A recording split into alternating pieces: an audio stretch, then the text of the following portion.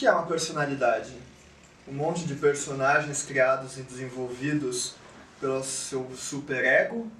Ou quem sabe você é o cumprimento da sua própria definição traduzida em um simples nome? Não sei se são várias personalidades, se são vários personagens, ou se é uma pessoa complexa e real.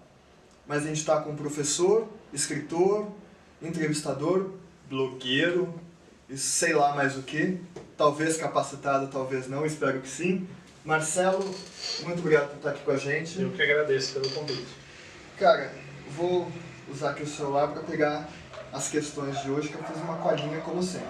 Você é professor de inglês em escola pública, escritor, aqui temos pelo menos 2 dos seus trabalhos, fundador do Boca do Inferno, que é um site de críticas, entrevistas com a temática de terror, e, se eu não me engano, algumas outras cinematográficas, entre outras atribuições que você também executa. E aqui eu te pergunto, você faz tantas coisas por não ser bom o suficiente em uma delas, para se destacar, ou você tem algum outro motivo para fazer tantas coisas da sua vida?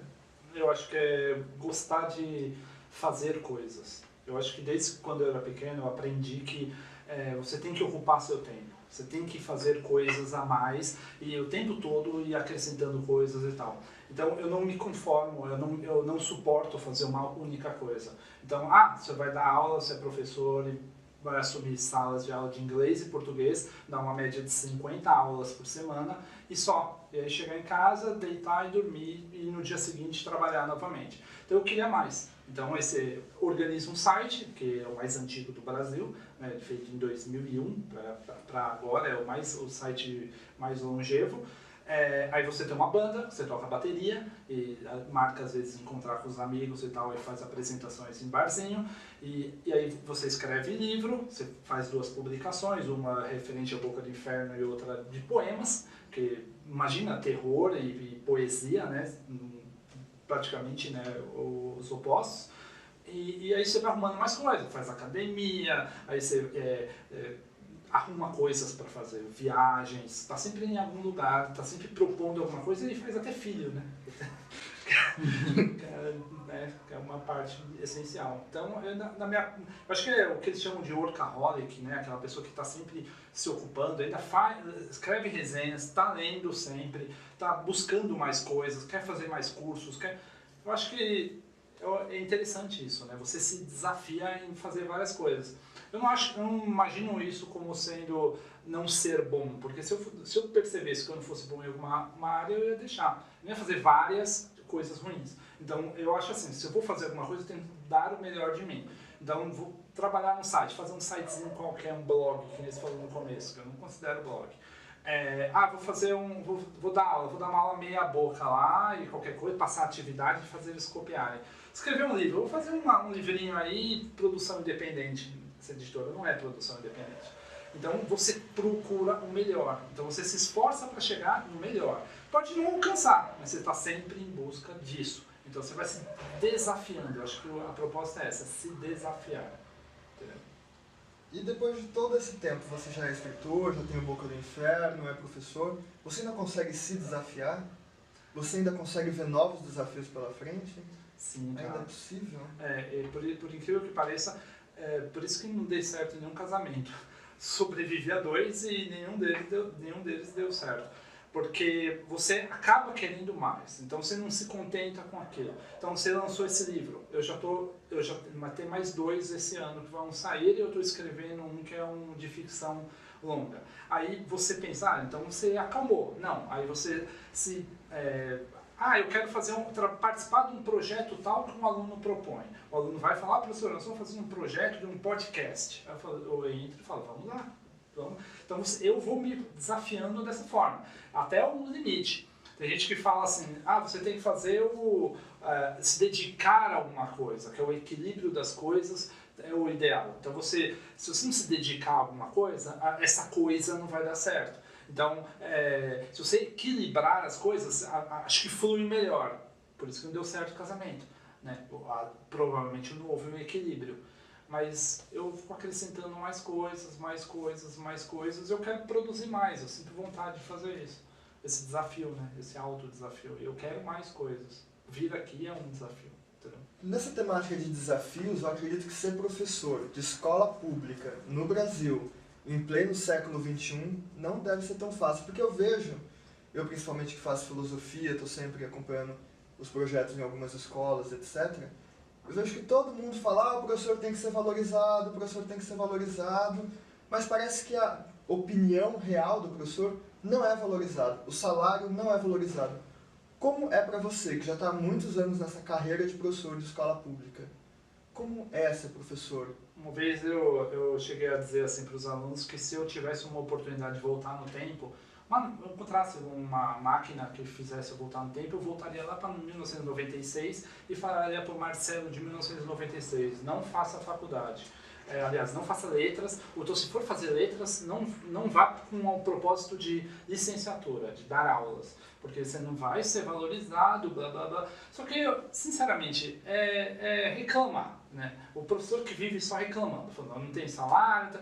Acho que ele consegue se organizar sim, é só uma questão de saber atribuir as coisas certas. Então, o cara quando chega lá na frente fala assim, o professor não recebe muito bem e tal, mas também ele queria o quê? Só dar umas 5 aulinhas e já ter o salário e tal? Não, eu dou 50 aulas, eu tenho um site, eu vou arrumando outras coisas para fazer, entendeu? Então você vai, né, trazendo mais coisas além daquilo lá. E fora que a educação ela promove várias oportunidades que não seja só dar aula. Você pode, por exemplo, se você não quiser viver só de dar aula, você pode produzir uma obra relacionada àquilo que você está lecionando, né, que eu dou aula de português e inglês, ou fazer uma obra, por exemplo, que eu já pensei em fazer, pegar um artista, uma banda, vamos dizer, Legião Urbana, e fazer um livro de gramática de português em cima do Legião Urbana, e fizesse uma obra dessa, e publicasse e tal. Eu estou produzindo uma outra coisa, e não estou só lá na frente dando 5, 10 aulas, eu estou dando 50 aulas e produzindo um livro, entendeu? Então é gente que reclama sempre vai ter o cara que vai reclamar. Se eles aumentar 5 vezes o salário, o cara vai lá, vai chegar e vai reclamar. Não está suficiente. E é engraçado essa questão do professor não ser valorizado, porque praticamente uma resposta, vamos dizer, é um clichê que a gente fala, né? Que todo mundo diz isso. O professor não é valorizado. Eu acho que o professor diz tanto isso que ele mesmo não se valoriza, né? O aluno vai valorizar um professor que chega lá e coloca o texto, explica, aí vai olhar, que aula bosta, não gostei dessa aula. Então o professor que está lá querendo trazer novas coisas, ele acaba sendo valorizado até pelos próprios alunos. E é uma motivação para ele ganhar mais, fazer outras coisas e tal. Então você consegue ser valorizado? Eu consigo me valorizar. É isso que é a resposta. Os alunos te levam a sério, mesmo sabendo do Boca do Inferno, dos livros e todas as suas outras atribuições? Apesar de tudo, você ainda é respeitado por eles e pelos demais profissionais da sua área? Você acha que isso gera benefícios? O que eu estou te perguntando é o seguinte, quando você entra em sala de aula e os alunos veem vulgarmente que você é um blogueiro, que você acabou de definir que não. Eu gostaria também de entender como não. Mas eles te veem como um blogueiro, porque eles são basicamente leigos nesse assunto. Eles conseguem te respeitar? Você consegue demonstrar que existe uma harmonia entre o Boca do Inferno e as suas aulas? Primeiro, em relação ao blog e o site. Antes do blog existir, que é o diário, né, online, que as pessoas vão lá atualizando constantemente, existiam os portais, os sites e tal, que era um negócio fixo. Aí depois, com a atualização frequente, eles começaram a intitular isso de blog, que é um formato mais simples, onde vem aqueles textinhos, onde a pessoa vai contando as coisas que ela faz ou atualizando, tem blogs de terror e tal. O Boca do Inferno ele se mantém desde o começo, 2001 para cá, com um site e ainda ele já chegou a ser portal, porque ele abria portas para outros sites. Mas ele se mantém como um site. Você vê lá, tem uma página estática, onde tem críticas, e atualizações, só que não em formato daquele negócio assim de opiniões. Blog, eu sempre tenho aquela sensação assim, é até uma forma, vamos dizer, que não muito, quando me falam que o Boca do Inferno, você é um blogueiro? Eu falo, não, eu sou administrador, um webmaster, pode chamar de editor do Boca do Inferno. Mas blog para mim é como se fosse uma coisa meio adolescente em relação ao site. O site é um negócio mais maduro, ele é fixo, o UOL, por exemplo, um site de uma empresa e tal, é isso. Agora o blog é aquele negócio meio pessoal, sabe? E o Boca no Inferno ele tem 14 pessoas que trabalham para mim, né? Então, e é curioso porque quando você chega numa sala de aula, você entra lá para dar aula, você é um professor. O aluno quer sempre saber sobre a sua vida. Se você é casado, quantos filhos, onde você veio, para onde você vai, tem carro. Tipo, querendo intimidar, às vezes, o professor, sei onde você mora e tal. Eles querem saber, até para enrolar um pouco a aula, e o professor fica contando coisas pessoais.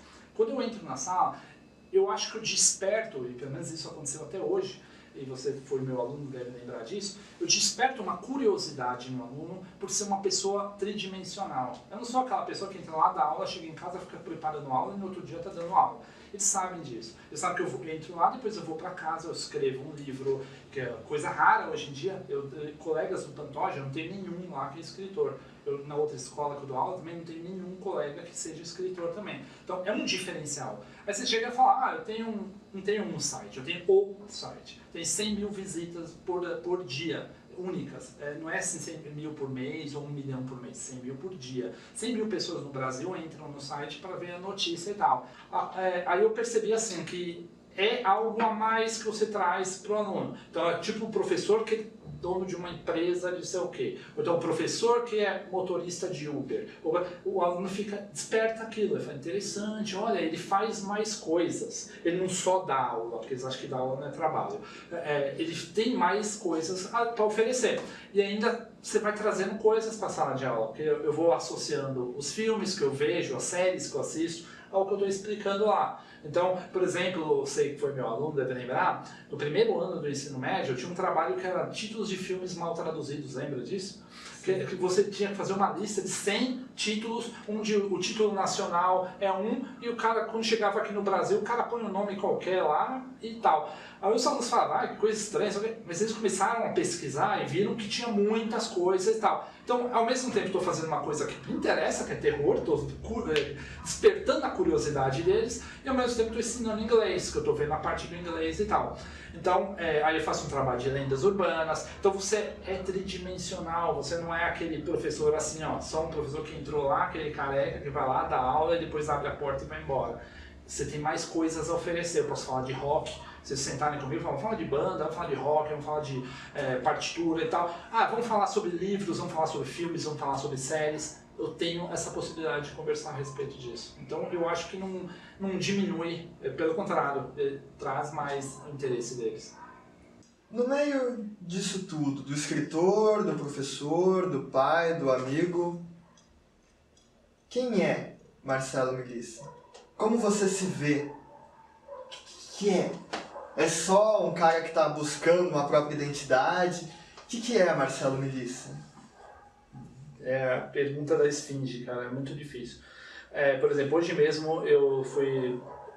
Uma frase minha, um autor pediu para eu colocar uma frase para ele colocar na contracapa de um livro que ele escreveu sobre refilmagens. E aí ele falou, você quer que eu coloque como de identificação? Quer que eu coloque professor?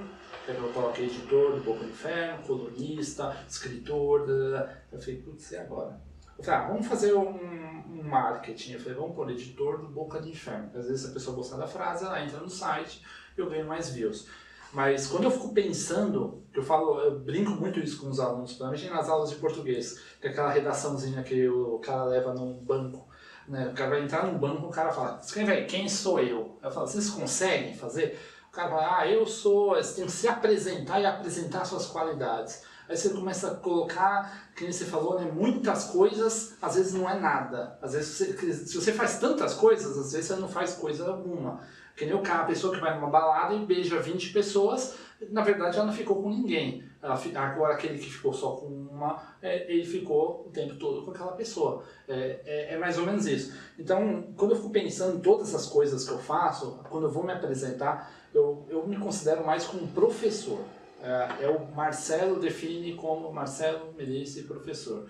Eu coloco à frente do site, eu acho mais interessante. Agora, quando é questão de marketing, aí eu puxo pro Boca no Inferno e tal. Mas se eu me definir, me olhar no espelho e falar o que eu sou, o que eu serei, eu fico pensando, é realmente uma pergunta difícil. Marcelo, você é autor, por exemplo, deste livro na íntegra e tem participação nesse. A minha grande pergunta é, se é que ela pode ser grande, por que eu devo comprar o seu livro e não, por exemplo, o Stephen King? O que tem no seu livro que não tem mais em nenhum outro lugar? Bom, qual que é a importância desse livro? O que tem nesse livro que me faz querer ele? Bom, primeiro do Medo de Palhaço. Tenta encontrar outra enciclopédia no Brasil sobre medo de palhaço, courofobia. Tenta procurar na internet um estudo atual sobre a courofobia, que é o medo de palhaço, internacional. Você não encontra. Quando a gente estava se propondo a fazer o livro Medo de Palhaço, a gente estava pensando em fazer um livro Boca no Inferno. Falar sobre o quê? Zumbis, vampiros, coisas normais, fantasmas, tem milhões. Vamos fazer o quê? Vamos falar sobre o medo, vamos falar sobre fobia. Eu fiz uma pesquisa com meus alunos para descobrir qual a fobia, a pior delas, né? E aí eu percebi que a primeira que eles falavam, eu não entendia, porque adolescente falando, por que eles têm medo de palhaço? E foi a primeira. Aí eu conversando e tal, a gente chegou ao plano de elaboração do livro, Medo de Palhaço. Aí eu falei, vamos pesquisar todas as informações, porque se você vai falar sobre o assunto, é bom que você veja outras fontes e tal, para você não falar a mesma coisa. Não encontrava. Sempre assim, estudos, artigos de uma revista e tal. Por quê? Porque a courofobia, o estudo do medo de palhaço, é uma coisa nova. Então você não encontra em nenhum lugar. Só que ao mesmo tempo você pensa, é um medo comum. Se os jovens alegaram isso, e todos os lugares onde a gente levou o medo de palhaço, sempre alguém levantava na palestra ou no lançamento e falava, eu morro de medo de palhaço. Levantava e falava, eu tenho medo de palhaço. Principalmente por lançamento do It e tal, ainda resgatou isso. Só que onde a pessoa vai procurar isso? Então, eu fui atrás de uma psicóloga, que coincidentemente foi uma aluna minha, do Pantoja. Ela virou psicóloga e ela faz parte do livro na parte científica. E ela mesma falou, é um estudo super novo. Não tem, vamos dizer assim, um estudo relativo a isso. Então a gente faz por associação. Então vai falar sobre medo de palhaço, a gente vai falar sobre medo de palhaço, a pessoa que tem medo de monstro ou medo de pessoas mascaradas, mas não especificamente sobre o palhaço. Então o Stephen King ele trabalha com uma ficção. São histórias de terror e tal, eu sou fãzaço dele, eu sempre estou escrevendo e lendo a respeito. Agora, sobre o medo de palhaço você não vai encontrar em nenhum lugar. Então eu costumo dizer assim, não é a melhor enciclopédia, é a única enciclopédia que fala sobre o tema. Talvez daqui a uns anos surjam outras, mas se alguém quiser saber sobre o tema, é só essa obra. Agora, o livro de poemas foi uma ideia de junção de vários pessoas que gostariam de escrever poesias. Eu, até então, tinha algumas poesias escritas, assim, brincando em casa, mas nunca tinha me proposto. Quando surgiu a proposta, eu falei, vou fazer um livro de poesia e tal. E toda a minha referência de professor, né, de gostar do romantismo, na fase depressiva, está incluso aí. Tanto que inclusive tem poemas que fazem alusão a outros poemas clássicos. Então eu faço alusão a Gregório de Matos, eu faço alusão a Cecília Meirelles, a escritora, que tem algumas frases e tal. Então eu acho que é um diferencial. E cada poema representa uma fase da minha vida também. Então é um resumo, uma biografia minha. Então eu acho que são obras interessantes.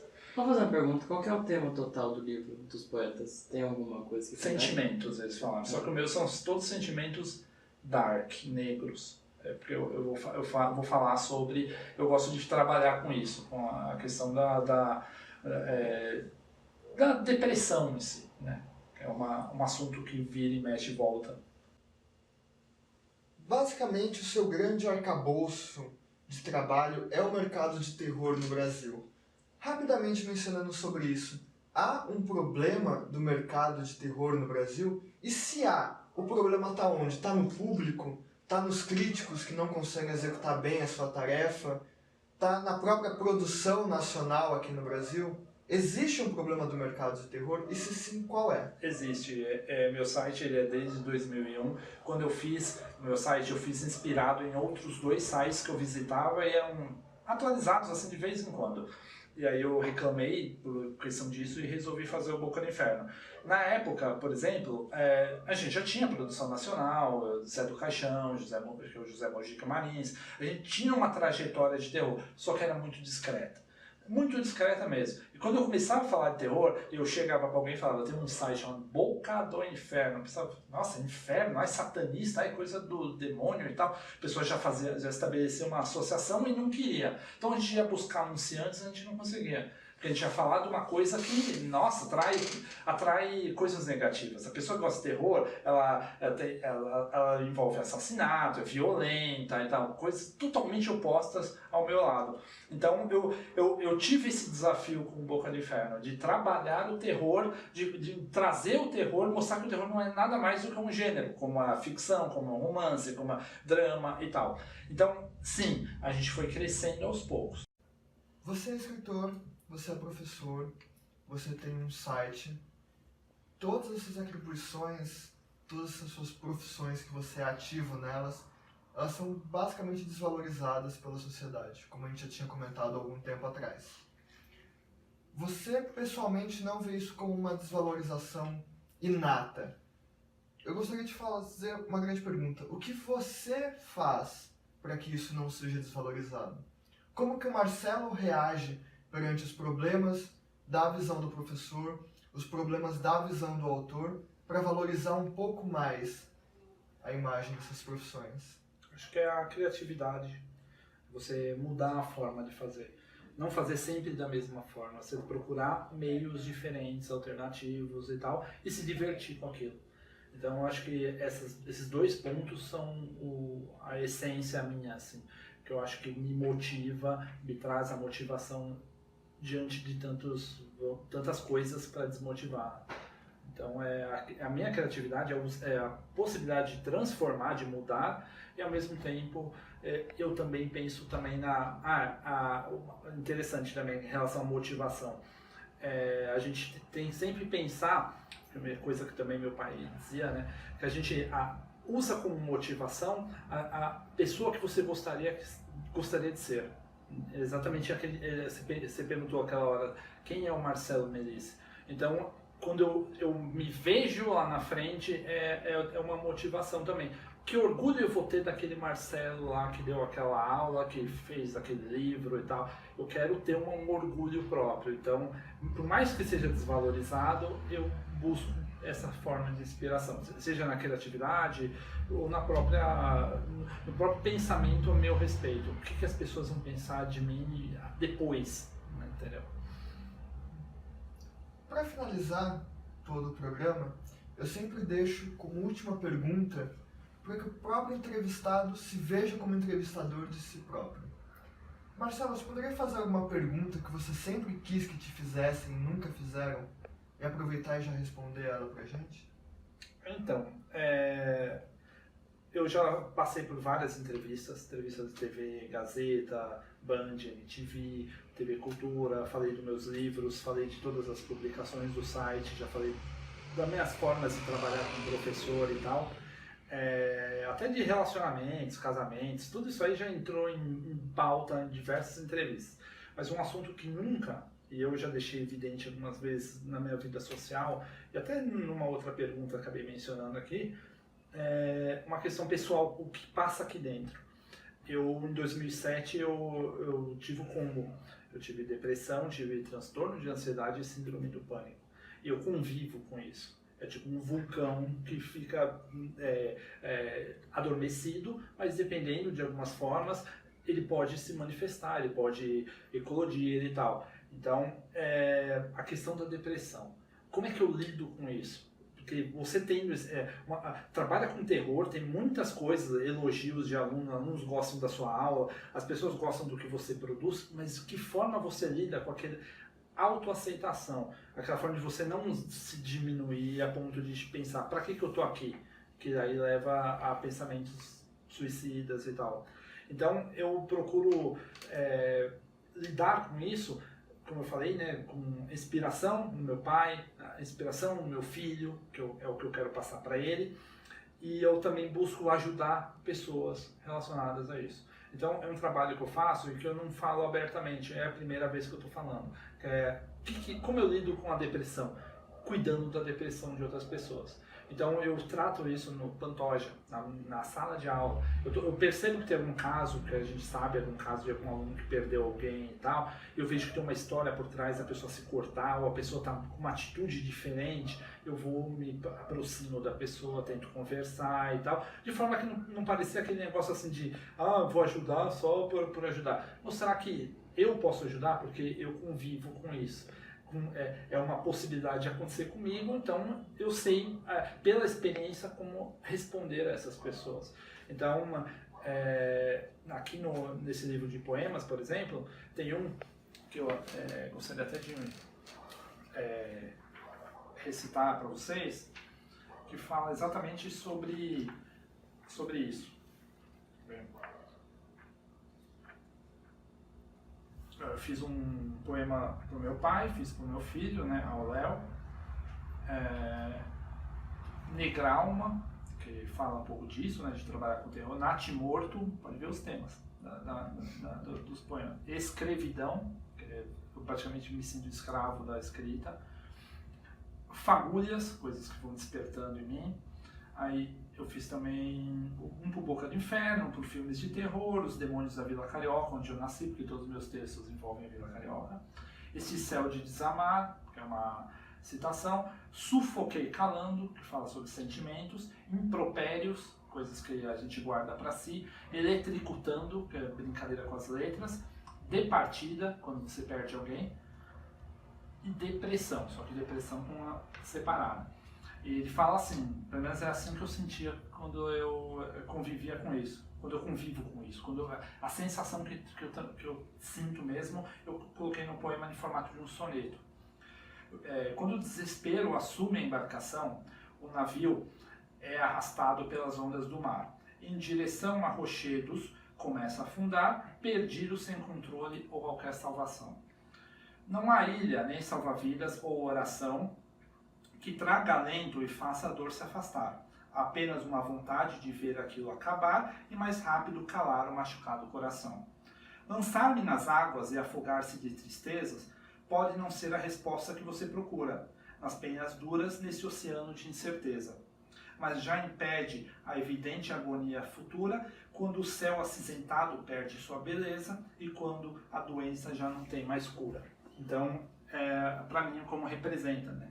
Você está perdido, você não tem apoio de ninguém, porque às vezes quando a gente vê histórias de pessoas que se mataram na internet, ou conhece algum amigo, que a gente perdeu um amigo por conta disso, eu já perdi alunos por conta disso, é sempre aquela história, nunca demonstrou, ele postava umas coisas lá, mas sei lá, por quê? Por que não teve a conversa? Por que não teve alguém lá para conversar com ele e tal, para chegar a isso?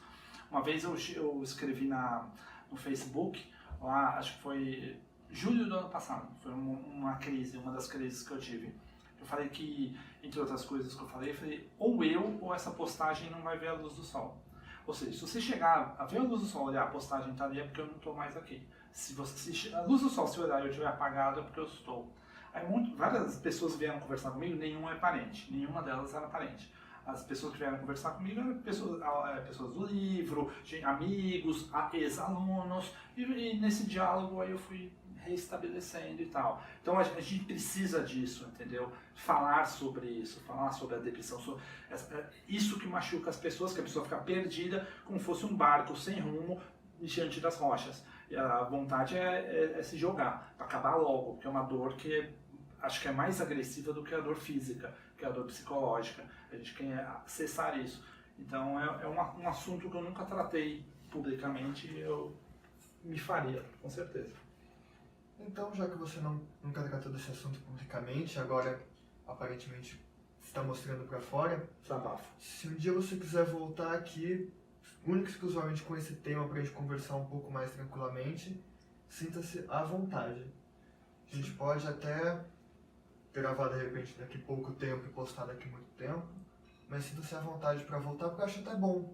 Porque eu acho que a escuridão não tem voz, mas uma vez eu vi num daqueles livros que são só frases isoladas, que até a menor das estrelas brilha na escuridão.